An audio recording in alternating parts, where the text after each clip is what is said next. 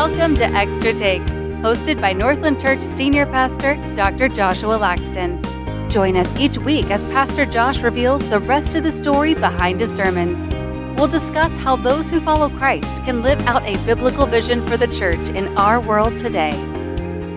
Well, hello, Northland family and friends. Welcome to another episode of Extra Takes. I'm your co-host, PJ, along with Matt Shiles, whom we found on the side of the road today. Nice to meet you. Hey, nice to meet you. It's been a while since we have been in the same room in the studio shooting Extra Takes. So it feels like we probably need to rehearse once again. Welcome back to me. I don't know. How does this thing go? I don't know what to do with my hands. I don't know. Yeah. All right, what kind of laugh was that? Was that the complimentary laugh? Is there? Yeah, that wasn't a fake laugh. That was a legit laugh. Yeah, but yeah, I'm telling you, man, my family cringes every time that happens. I do stuff like that. I could see that. Yeah, and Ellie was, and I got Ellie. I nailed Ellie at 11 because she's the one I'm too good to laugh like.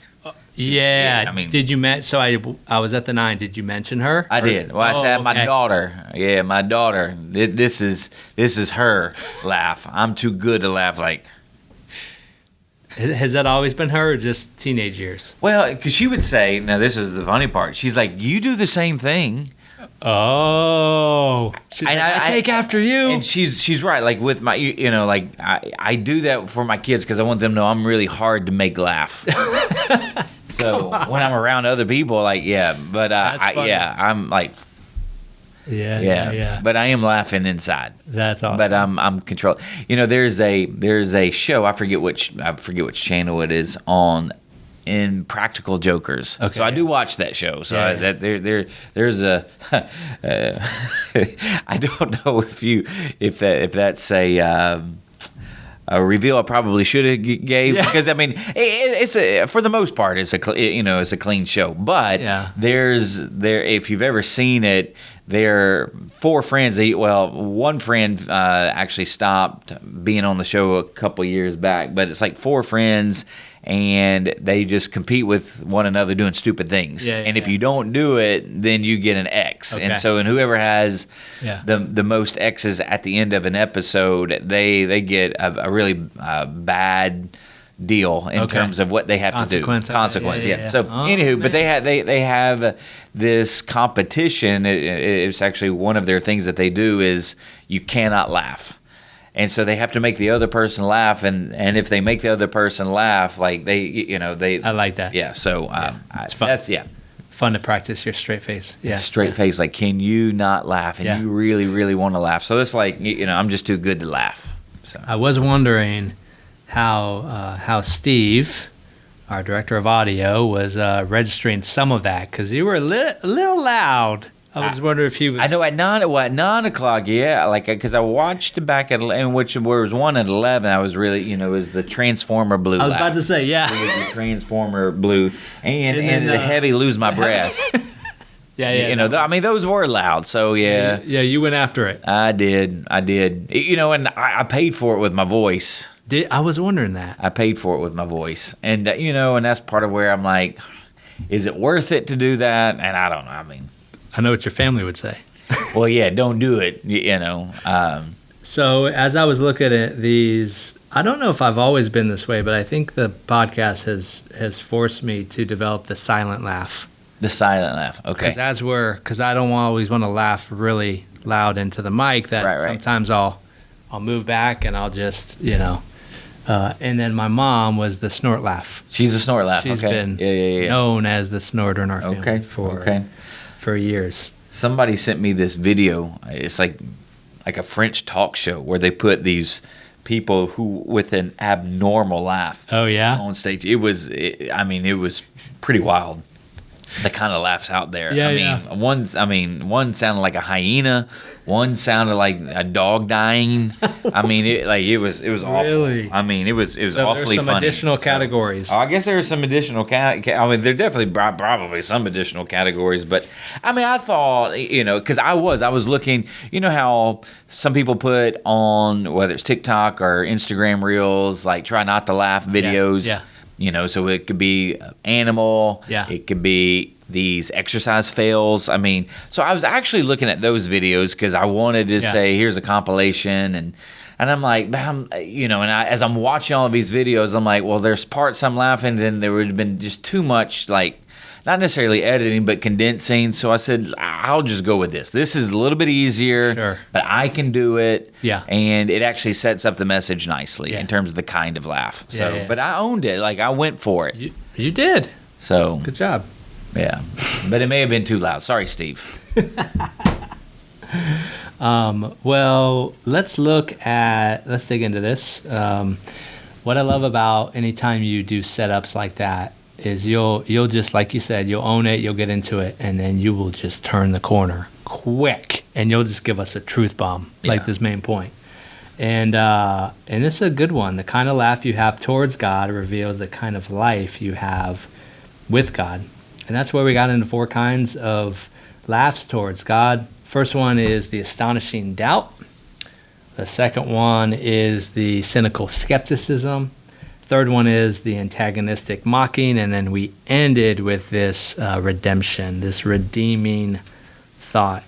What I loved about this, for each one of these, you took us through these several reasons, 5 or 6 reasons of why someone may do those, and then you brought it to today, how we may do that today. So let's dig into these. We were in Genesis 17, 18, and 21. This is March 28th and 29th. And we are leading right up to next week, Easter, the story of Abraham and Isaac. Yeah, I'm actually going to include even more. You are? Yeah. Okay. I told 9 o'clock, I think, what it means to be saved. Yeah. So, and I can even give you the 3 points now because you still need to come because I'm going to flesh them out. But what we see with Abraham is actually what it means to be saved. Okay. And so this is pretty cool because I'll say it here and I'll say it for the extra takes next week. Okay. So this is pretty cool. So here's what it means to be saved when you look at Abraham's life. Yeah. Is that you have a new life. Like, so you understand what this new life is all about. So it's about identity. Mm-hmm. So he's called from his homeland to now a promised land. And so he's got to understand, what does it mean to be God's people, God's kingdom. So there's this new life. Then there's this new objective. There's this new objective.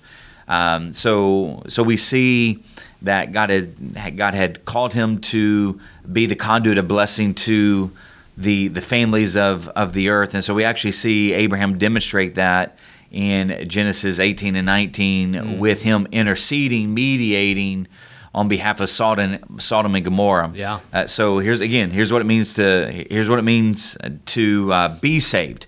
Is that I'm going to understand my new life. I'm going to understand my new objective. And then I'm going to understand my new love. Okay, so this is where Genesis 22 comes in, is that God asked him to sacrifice the only son whom he loves. And so really what it means to follow God is this new life, this new objective, and this new love. And it actually creates LOL. So life, objective, and love. And so when you actually understand, that's the thing, when you understand that this is what God has, this is actually what it means to be saved, this is what it means to be redeemed, you actually have a redeemed laugh. Because things are just completely new, even in the midst of the old. And so and the thing that, I said this at 11, I didn't say it at 9, I didn't say it Saturday because once again, this message is embedded in this series about making sense of mission through Genesis. And here's the thing: if you don't have a healthy laugh, it's going to be hard to live on mission. Yeah. Like if you have an unhealthy laugh, because again, that unhealthy laugh is either doubting, you're skeptical, or you're mocking. If you're doubting, skeptical, and mocking, you're not living on mission. Yeah. And so that's why it's really important to understand this redeeming laugh. And I brought out, this idea of mission through missional testimony, is that I don't know how he did it, but he did it. Yeah. But really connecting laugh and life with God's mission is that the kind of laugh that you have towards God actually reveals the kind of life you have with God. And if you don't have a healthy laugh with God, it's going to be very hard to live on mission with Him. And it is possible to be a believer and still have those postures. Yeah, and if I had to do it over again, because I actually talked to one particular person after the 11 o'clock who actually isn't actually is not a believer, grew up in church, more agnostic, but he actually, so he's not like he's antagonistic. He's more agnostic and really just really just has this more of this doubting unbelief. That might be an oxymoron, but he says, like, I'm very logical, I'm very rational, I just can't see it, and so I'm like, I probably would have said, even unbelievers can fit into these categories, because not every person who's far from Jesus is in some sense this antagonistic, mocking person. Yeah. So some can just be skeptics, and some can just be doubting. Yeah. A combination of all. Yeah. So depending on, again, what it is. So anywho, but obviously I wanted to deal specifically with the text, and this is where Abraham, Sarah, definitely followers of God. They really do love Him. They're saved, but they're in the season of life where, their life with God reveals a lot about their life with God at that point. Yeah. Yeah, so I think I know the answer to this, but can you describe this week in one word? Hilarious. There you go. There you go. You surprise me sometimes. That's why I still asked you. Yeah, like laughter. Yeah. Because here's another thing. Like I wrote an article on laughing. Laughing does a body good. Years ago, wrote an article on it, and laughing is actually so healthy for you. Like it gives you this shot of like, I think it's endorphins when you actually laugh. It actually it works muscles, and it actually does something to you physically. And so I think that's where it's just really important to really understand laughter and the kind of laughter that we do have, because some of these laughters that we could be demonstrating are actually unhealthy laughters because of where they're coming from. But really good, healthy laughter is actually physically beneficial to you and your health. Yeah. Yeah, and you take something that is, laughter is around us all the time, and you show us in the scriptures how, the way we laugh actually determines our posture towards God. Yeah. And sometimes we may not even realize we've developed that posture. This could be a sobering message to some that recognize, my posture has been skepticism. It has been mocking. I don't want it to be. Especially as believers. But we can find ourselves, like you said, especially in those seasons, and in looking at those passages helped me see. We're able to put ourselves a little bit more into the shoes of Abraham and Sarah. When that many years have gone by, even 15 years from Ishmael, it's easy for us to quickly read a passage and judge, oh man, we would have done it differently. Right? And then when you look at some of those details and you go, 15 years? Yeah, why wouldn't I have responded that way? Of course I would have. Yeah. I think this is a helpful message, especially leading up to Easter, right? Going into Holy Week, the entire season of Lent, but an opportunity for us to evaluate what is and what has been our posture towards God, I think can be very helpful for us. Yeah, and that's where I chose to do laughing on Palm Weekend, because I know there would be more people that weekend than it would have been the previous weekend, where I talked about the threats of mission. Yeah. And so I feel like the laughing would have been more relevant and would have resonated, with more people. To a larger audience. Interesting. Okay.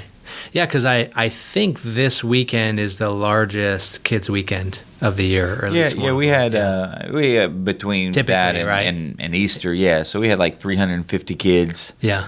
Nursery through 5th grade. Yeah. Here, so it was good. So, any other main takeaways from your study this week? Anything new you saw from these passages? The whole idea of the 3 different kinds of laugh. I had been sitting on this message for a while. Had you ever packaged it that way? No. Well, I've never packaged it in this where I'm like looking at, Jacob, and I've never packaged it in a way of making sense of mission. And, I'd never packaged it in a way that there are 3 different kinds of laugh. But that's where I wanted to show some of these themes, and which is why, like, Easter is going to be different as well, where I'm looking at what it means to be saved.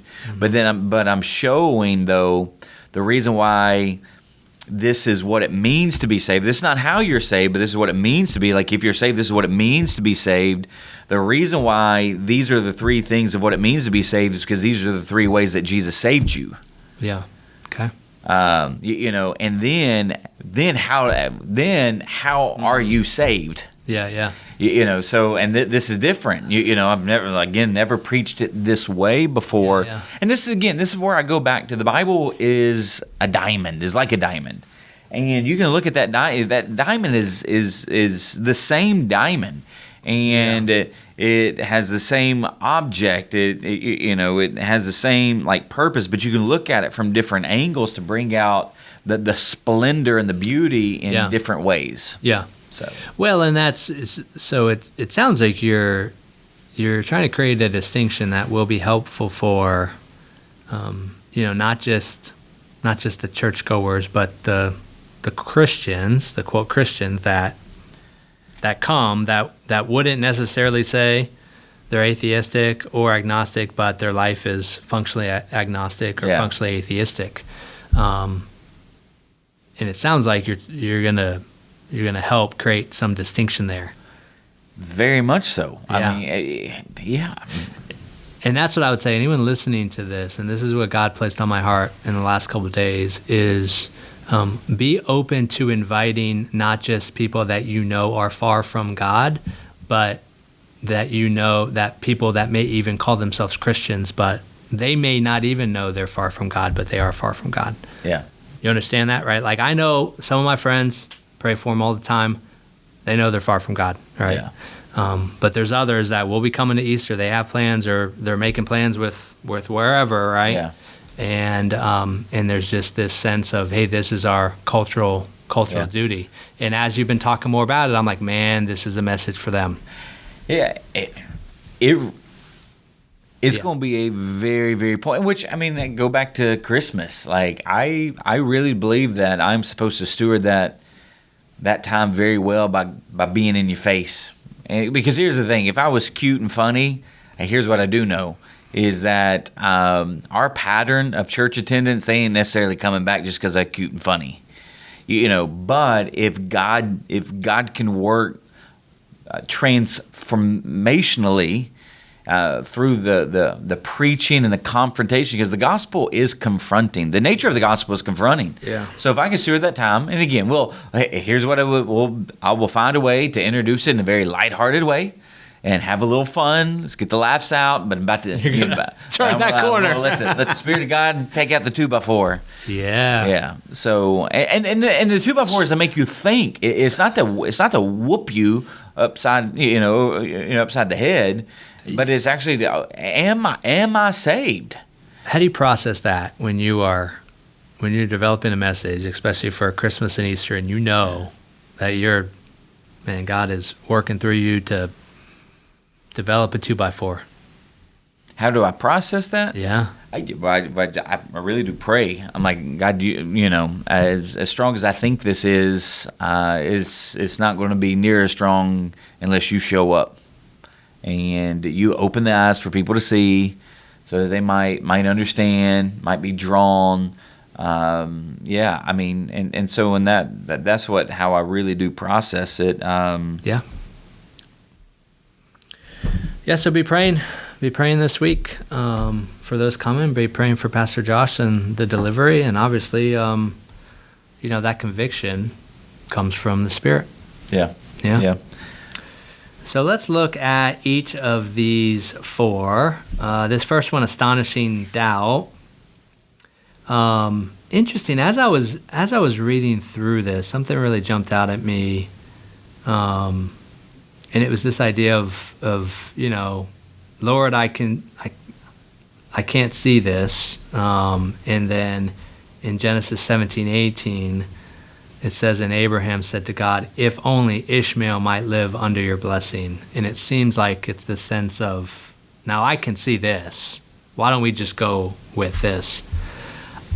I don't know about you. That shocked me, right? Like that Abraham is that bold to say, can we just go with him? Yeah. Like, you talk about the trauma even with Sarah. Like, did she hear that? Like already with everything that happened with Hagar and Ishmael, and he knows what the promise was with Sarah, and he's like, can't we just go with Ishmael? Yeah. But that's where there are times where even in our wanting and desiring to follow the Lord well, it's hard for us to fully trust Him in what He's calling us to do. Again, this is where I go back. So this is the son of promise that God had said. Here's the thing: God had said, "I'm going to give you and Sarah a son. Yeah, I'm going to make you a great name. I'm going to make you a great people." And then, in Genesis 15, 17, this is what God had promised him. But again, the promise of the blessing of a son wasn't just so that Abraham and Sarah would have a son, child together. It was so that the promise would be passed on through. So this is part of where you're always kind of looking at your blessings. And you're looking at them and what you perceive that you need, and understanding that whatever God wants to give you, He wants also for the impact of it to go through you. Yeah. And so, and that's part of where, when you look at, well, won't you just use Ishmael? Okay, so here's what a lot of times we do. I mean, this is where, hey, I'm limited. Why don't you just use him? He's much better. He's much better. Like Moses. Why you want to use me? I can't speak. I got a speech impediment. Hey, won't you just use Aaron? He's there. Use somebody else. Use anybody but me. Because again, logically, it doesn't make sense. And so again, it's kind of okay, God knows your limitations. And in this idea of don't really see it. I think, again, this is part of where the reason why, whether it's healing or provision, maybe forgiveness, again, we're thinking in some sense one-dimensionally. We're thinking from an earthly perspective, not a heavenly one. Yeah. So because we might not even see how God's going to use the diagnosis. We don't even know how, we might not even can see how He can actually use the death. You know what I'm saying? And that the death, although it leads to grief, it actually might lead to blessing. So these are all of the ways that what you have to understand, that what God wants to do. He's wanting to utilize and leverage His people in a way to bring about blessing through His people. And that could be in a host of ways. But here's the thing, if we're like Abraham, we're thinking again very narrowly, and we're not even thinking about the possibilities of all of the ways that God can actually use, whether it's incredible blessing or whether it might feel as a burden, but it actually turns to a blessing. Yeah. Well, and you see, I mean, even if you just trace the transformation that Abraham goes through from even this statement to what happens with Isaac and his faith. I mean, it's a remarkable transformation. Yeah. And this is part of where I would even get at is that you're really learning what this new life is all about. You don't, I mean, Paul talks about it in a way of just our maturation as human beings. Yeah. He's like, man, I wish I could give you better food, but you still own milk because you just haven't matured into what this new life is all about. And I think that's where a lot of people they're just basically stumped. They have this, they're no longer growing as a follower of Jesus, because in some sense they think, oh, it's just this, it's just knowing stuff. No, it's actually taking what you know and actually putting it into practice. But that's a process and a progression in and of itself. So again, Abraham's 25 years into it, and he's still learning. Now, in Genesis 22, I mean, I feel like he's gotten. I mean, from chapter 17 to 22, I mean, there is an exponential growth there. And even the author of Hebrews brings it out when he's like, Abraham just believed, like, man, if I slay my son, because God promised, he promised somehow he's going to raise him from the dead. So I mean, this is a man's faith who's growing, and so that's the key, is you're growing. It's incremental steps. It's incremental steps. It's incremental steps. Yeah. And then being able to identify, man, I'm really doubting here. Like, I don't see how he's going to use my poverty. I don't see how he's going to, provide. I don't see how I'm going to get that job. I don't see, how he can really use me. I don't see how I will have, more. It's kind of like, all right, what does God want to do? Here's what we know. God wants to bring worldwide blessing through his people. He wants to bless all families of the earth. So here's the thing. God wants to actually use you to bring blessing to your children, to your wife. God wants to use, or your husband. God wants to use you to bring blessing to your extended family. God wants to use you to bring blessing to your neighborhood, to bring blessing to your subdivision, the place that you work, and then in the community that we live. And so there's going to be so many avenues by which God can actually extend blessing through you. Sometimes it's going to be through incredibly positive things. Sometimes it's going to be actually through painful situations. But in all these things, here's what Paul talks about in Romans, that in all things he's working together for the good of those who love him and who are called according to his purpose. Now, what's his purpose? Go back to Abraham. Go back to this idea of what he's wanting to bring. So he's working actually for your good, because he's even using pain and suffering to chisel you and to form you more into the image of Jesus.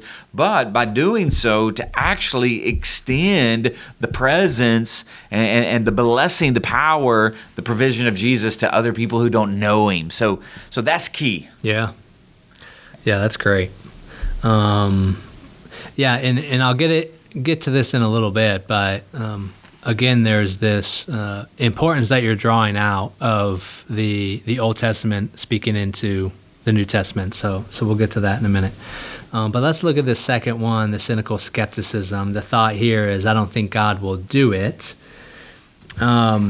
Interestingly, so Sarah responds and she says, no, I didn't laugh. So she's trying to cover it up. But God knows her heart and knows that she's cynical. That was as you were preaching it, and as I listened back to that one just hit me because it reminded me of the personal nature of who God is. Yeah. And just the way you delivered it in terms of, you may be able to hide it from your spouse. You may be able to hide it from your friends. You may be able to hide it, you may even be able to hide this from yourself, right? We may be living lives that are just going. We don't slow down long enough to realize, oh man, I've become way skeptical towards the Lord. But he knows. Yeah. He knows her heart. What are your thoughts on that? Yeah, you just can't hide from God. I mean, that's the ultimate element here is that you can't. He knows. Should that give us comfort or fear? Well, comfort. I mean, because here's what it ought to give you comfort, because God doesn't correct Abraham, and God doesn't even correct Sarah. He just said, "Yes, you did laugh." You laughed. Just own it. You laughed. I find that line so funny. Yes, you did laugh. You did laugh. I'm like, what else? Like, yeah, and he doesn't condemn. Huh. And and that's part of why I think it should bring you comfort, because God knows what He's doing. Like, God trusts Himself. You know what I'm saying? God trusts Himself. He knows what He's doing, and He already know. And here's the other element: is that God, God is He's sovereign, and He's not bound by time. Yeah. So He already sees the redemptive life. And so he, but right. But internally, I could imagine that God's like, I wish you'd trust me. It'd be better for you right now if you would just trust me. Right. Because here's the other part of it is that He knows she's already hurt. He's not going to kick her while she's down, and so wow. So that's the thing about God. He's not going to kick us while we're already down. She's down. Yeah, and the reason I ask that, I think sometimes our immediate knee-jerk reaction can be, oh, someone knows my deepest, darkest thoughts and feelings. It's just this fear of he's gonna judge me, and I love how you went straight to the scripture and say, well, look at how he reacted. Yeah. Right. And that can give well, us it's comfort. kind of the way we see what He does with Adam and Eve.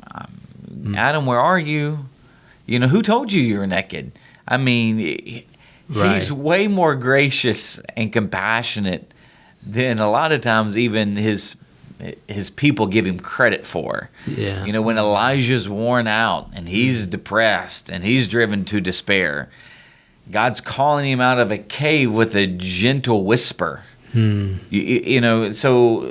this is where even Paul talks about, therefore there is now no condemnation for those who are in Christ. Yeah. So again, no condemnation, regardless of wherever you are on the maturation scale, means no condemnation. Yeah. He's wanting your growth. So He's not going to condemn where you are. He's wanting you to grow from where you are. Yeah. Oh, I love that. That definitely looking at that a new way now after this conversation. So let's look at this third one, antagonistic mocking. The thought here is, I despise that God did it. And now here you did specifically say, hey, this is for believers and unbelievers. So you made that distinction. How should we just process and think about, mocking? You talked about, believers that mock the church and leave because they feel convicted. How should we think about that, this antagonistic mocking, both from believers and from unbelievers? Because I think those are pretty different, and I think we need to process them and receive them differently. They're different in the situational sense, but they are the same of essence. And I would actually even probably say the family mocking and being antagonistic is actually worse than an unbeliever. We would expect an unbeliever to be antagonistic and mocking, but you wouldn't expect a believer to actually do that, towards their own family. But that's actually the kind of culture that we've created in many of the church subcultures, is that we're just antagonistic and mocking at one another because of really secondary and tertiary issues, and it's pathetic. It's absolutely pathetic, and it's not of Christ. But I mean, that if you look at social media, whether on X or Twitter or Instagram or there's just a lot of attacking. I've seen people even attack Northland over the years, and here's the thing: I have my opinions of things. Really, definitely have my opinion of things, but But social media isn't a place to air my opinions of things. Yeah. You can't have a conversation because you ultimately don't really know. Yeah. And like I'll give you, for instance, right now is I actually, and I'm not going to say, but there's a podcast that I listen to that I really do like. But this person has basically recently brought on a person that I actually don't agree with him bringing him on. And so I really want to say something, but here's the thing: like I don't know them, so here's the thing: I'm going to have to. I'm just going to have to. I'm going to have to believe the best because I don't know. I don't know this person personally, so sure I have an opinion about it, but I don't. And this is where I don't have to be antagonistic or come across as this antagonist or this person who's mocking this person for doing X. I mean, because ultimately at the end of the day, it's a judgment issue. It's not a primary theological doctrinal issue, and so that's part of where I feel like. The way just the way we communicate with one another, in certain times, or particularly in situations where we don't agree. I mean, it comes across as attacking. It comes across in a very unhealthy way, and that actually is more revealing of where you are with God than what it means, what you really are saying towards that other person. Does that make sense?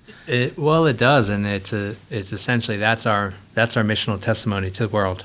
Yeah, the way we treat each other. Yeah, and what you're saying is when you have this posture, this mocking posture, this antagonistic posture, it actually says more about who you are than who you're trying to call out. Yeah. So yeah, I mean, really interesting. I think that's very important for us to elevate the idea of who we are as the people of God. Well, this just kind of hit me. Okay. So when you look at Sarah, so she's this cynical skeptic, but when it comes to the relationship and the situation of Hagar and Ishmael, she becomes the antagonist. Yeah. You see, what I think, if you're not careful, because she's cynical, skeptical in this one area of her life, but that area that isn't healthy in her life actually now bubbles up into an antagonistic, mocking way towards Hagar and Ishmael, because even the passage talks about get rid of that slave woman and her son, for that woman's son, like she's not even treating him as a human being because she's not even saying his name. Interesting. So she's very antagonistic and hostile towards Hagar and Ishmael, because here at the end of the day, Ishmael and Hagar doesn't threaten the promise. Because what did we talk about the week prior, is that there is no threat too big that can thwart God's mission. Mm-hmm. So even if Hagar and Ishmael had stayed within the camp, Ishmael's not going to threaten the mission, but Sarah, because she's unhealthy. And I think that's one of the things that can happen too with believers, is that you are you're very cynical because you're hurt in some way. That's where I'm like, it says more about you when you are an antagonist, when you are mocking another believer or another church. It actually says more about where your heart is with the Lord than it does say about that other church or that other believer. And so that's where I would go back and do some diagnostics and go, are you dealing with some shame that you're not aware of? Is there something, is there something about you where you've been driven to despair and that you become hopeless? Are you hurt in some way? Did that church hurt you in some way, but you haven't processed that way? You haven't processed the way the church hurt you in a healthy manner. And so you because Sarah can actually, and so that just came to me now as we're sitting. So that's extra takes. Well, and what you said about Sarah, I mean, there's no threat to, Ishmael being the promise. Well, but Abraham tried, right? So Abraham's posture could have affected Sarah as well, right? So Abraham was experiencing this astonishing doubt, Sarah was experiencing this cynical skepticism. Well, yeah, but they're all doing it together. They're all doing it internally, because you see this with Abraham. Yeah. And Abraham said to God, but we also see he laughed and said to himself. So but something had happened, because even Sarah is like, am I really going to get pleasure now? I'm like tired and worn out. Like I'm even past the stage of wanting to have sex. It doesn't move me anymore like it did, in my 40s. So something had happened between Abraham and Sarah, and it probably was the Hagar, situation. Yeah. Probably. Again, we don't know from the scriptures. Yeah. But something happened between them where they're probably not sleeping, together, and maybe not even sleeping in the same tent. They're not touching each other. So he's doubting too. But his doubt is just has a little bit more of a faith component. Even though he's like, hey, man, this is easy. Because maybe it's easier to go with Ishmael than it is, in some sense, reconcile with Sarah. Because he's got to do some work there. Because this is why I actually do go back to Genesis 1 for this, where it says, be fruitful and multiply. Listen, when spouses are at each other's throat and they're not healthy, they ain't getting jiggy with it. I can especially in today's society. Now, maybe in a patriarchal society where you had to do whatever the Lord said, maybe they begrudgingly do it. But there's something going on with Abraham and Sarah where that's not happening anymore. Yeah. And they're past that stage. And so maybe he's looking at it and go, man, God, it's much easier, because I don't want to touch that with the 10-foot pole, because that's a landmine. Yeah. Yeah, there's more relational dynamics than I sometimes give it credit. Yeah. You're right, because we're just kind of reading it, and we're not, and that's one of the things I do love about the Old Testament. The Old Testament is pointing to the New. Yeah. But it's really doing more so in a narrative form. Yeah. Where in the New Testament, yes, you do have the story of the Gospels that are kind of the historical narrative of Jesus, of just really his 3 years, with a few little nuggets here about his birth. And then you get into, Acts is more of this narrative, historical kind of movement, just of the church of the first, kind of 40, maybe 50 years. Mm-hmm. And then it's just more letters to churches. And that's it. So you have these epistles. So not a lot of narrative in the sense of this unfolding narrative of this gospel moving. Yeah. Where what you see in the Old Testament is more about how God's, again, more of this narrative of how you can filter it through the lens of the gospel and pick up on, these are some unhealthy people, and this is why. And so we can learn a lot from them, in which that's what Paul says in Corinthians, is that, man, they were actually written, the Old Testament was written for our edification. So we can learn from them of what not to do, but also in some of the ways of what to do. Of course, yeah. So that brings us to that fourth point, the redeeming thought. And just in general, as you were sharing this, I had this thought. If you have this posture of laughing in a redemptive way, it's going to be very hard to hold on to those other ones. But it's this redeeming thought of God actually did it. I don't know how, but He did it. And in the Star Wars video there, I love how you pointed out and you said, there was a bit of a chuckle, but you couldn't really hear the chuckle over the music. Yeah. And it just kind of shows you that celebration of there was this laugh, there was this, but the music was so loud that you didn't even. Well, and I could have just zeroed in on that moment, but I also wanted people to see. I got these little Ewoks. You can't really see their mouth, but I'm sure they're laughing, they're dancing, and then you see Lando. He's like. he's doing these hand motions of how this, and it's like I'm looking at it going, he's reliving the victory, right, and he's smiling, and I see these moments, of laughter, and so I wanted to capture the whole thing, and really help us begin to process, there's sometimes, I don't know, here God's honest truth, I always think, will I ever grow out of, from my own life and preaching, will I ever grow out of the dramatization of it?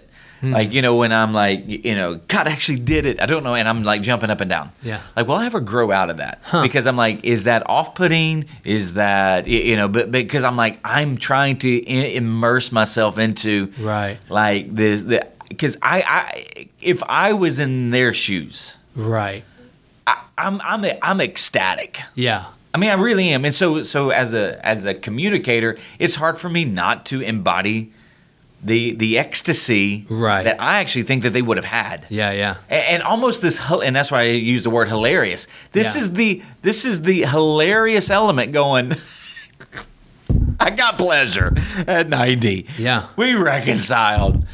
And we had a baby. Right. And it's kind of why did I ever doubt?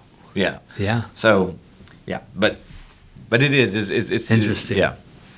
Well, and you gave us this principle. The laughter in Genesis 17 to 21 is just a precursor to the laughter the ultimate son of promise would bring. And you said everything in the Old Testament is pointing to the New Testament. We already talked about it a little bit, but can you just share, you preach out of the Old Testament quite often. I think more than many pastors do. So can you just talk about the importance and dependence each of the testaments have on one another, the Old and the New? So if you had the New Testament and not the Old Testament, you wouldn't know where really Jesus fits in. You would hear that he's the Messiah, he's the anointed one. Yeah. And that he's come to save the world, but you wouldn't have any of the backstory. Well, why? You're like, I'm missing something. And then if you had the Old Testament and you didn't have the New Testament, you would actually be hopeless. Where is all of this going? Yeah. Where it just ended. It just ended in actual darkness. Still waiting. And you're still there's some kind of hope coming, but I'm where is it? Yeah. But when you put them together, and that's where there was an old theology book that I had to read years ago. It was called Continuity and Discontinuity. Oh, okay. And so there is this continuity, which is a big word, just means for this continuation of what's going on in the old to the new. Yeah. And then there's discontinuity. So there are things that actually stop after the Old Testament and something new takes over. Sure. Well, the whole name of Old Covenant and New Covenant is the discontinuity. Old Covenant is the Sinai or the Mosaic Covenant. The New Covenant is what he brought about through his death and resurrection. So that's where you have this transition from old, under the law, to now new under Christ. And this is what Paul even talks about in Galatians, is that the law actually was a tutor, a teacher that was actually pushing us towards Christ, where we can't live up to the law. Yeah. So we need, we have exposed the fact that even God's people needed a new heart. Where are we going to get the new heart? Yeah. Here's where you're going to get the new heart. And going back to Abraham, new life, new objective, new love. But what Israel learned, and even what we even see, and again, Israel is Abraham's descendant. So what we learn is that they needed a solution so that they could live into their new life, so that they could live out their new objective, so that they could truly live out their new love. Because what they found is that even though they had the law and had the relationship as a nation with God, they didn't have the power to actually live out what God had called them to do. Yeah. And so that's why Jesus comes in, and he actually provides the solution so that we could actually live into what God has wanted from the very beginning his people to live into, which is, again, ultimately to bring heaven to earth. Yeah. Because what Israel ended up bringing is hell on earth. Jesus is actually the culmination. He's the climax. Where Adam failed, Jesus succeeded. Where Israel failed, Jesus succeeded, because he is God incarnate, and he is a descendant of Abraham. He is a descendant of David. All of these people that God had promised in the Old Testament that an offspring would come through their line to bring about full redemption and restoration, Jesus was that promise. So that's how you really look at the Old Testament and the New Testament in that regard. Yeah. What's continuous, what's discontinuous, and then what is the continuity? What is continuing? Yeah. And that's why I love preaching through Genesis, is because really he's setting it up. And you could even look at Exodus as well in terms of the Promised Land. But I'll give you a little hint. This is pretty cool. I mean, like, this stuff, like, I haven't seen it before. This is the message after Easter. Okay. All right. So right after Abraham, has this experience where the ram is caught in the thicket. He's, Isaac is saved. He calls the name of the place Jehovah Jireh, the Lord, Lord provider. The next passage actually goes into a snapshot of Abraham's family back in the land of Ur, and that his brother had all of these kids, and even names a woman, a daughter that he had. Now, why is he doing that? Well, because he's setting it up, because what is Isaac going to need? Isaac's going to need a wife so that they can continue on. So. But then the next passage too is that Sarah dies. And so God's working behind the scenes that you don't even know. Like, Abraham doesn't know that God's working behind the scenes. Yeah. Okay, but then Sarah dies, and you know what we see is that Abraham he's in the Promised Land, but he is a stranger in the land of promise.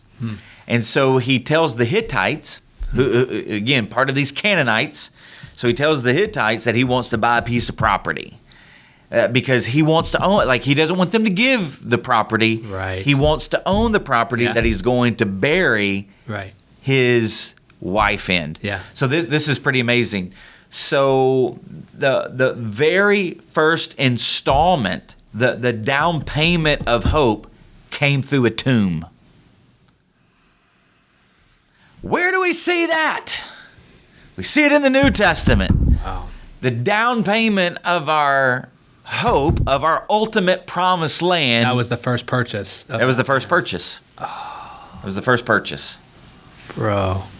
So that's where I'm like, there's so much gold in Genesis if you just pay attention. Yeah. So much gold in Exodus if you just pay attention. Yeah.